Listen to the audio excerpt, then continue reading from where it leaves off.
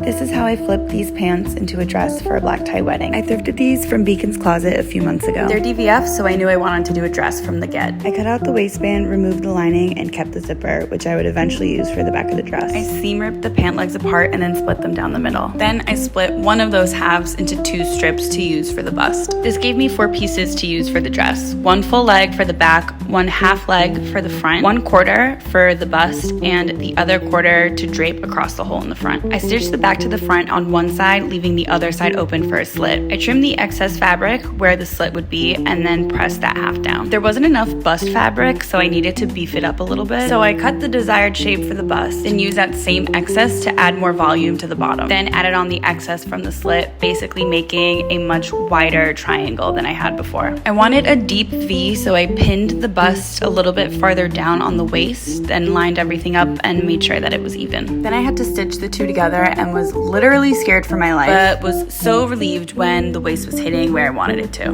Now we just need to cover up the holes, so I got the remaining quarter and draped it, stitched it across the waist, and then curved leading up to the slit, and finally just draped and cowled it how I wanted it to lay. Since this was silk and transparent, I couldn't hem it without it being really visible, so I added tiny little stitches every 4 or 5 inches along the entire perimeter of the dress. I also wanted to add a clean finish on the zipper, so I cut some excess from the bust and stitched it along the back for a clean fold over. I was working on this literally up until the minute that we had to leave for the airport, so I had to hand stitch the cowl waist detailing on the plane and then again the morning of the wedding. It was definitely a little manic of me to decide this 2 days before the wedding, but I'm so glad that I did. I love how it turned out, and now I just need an excuse to wear it again.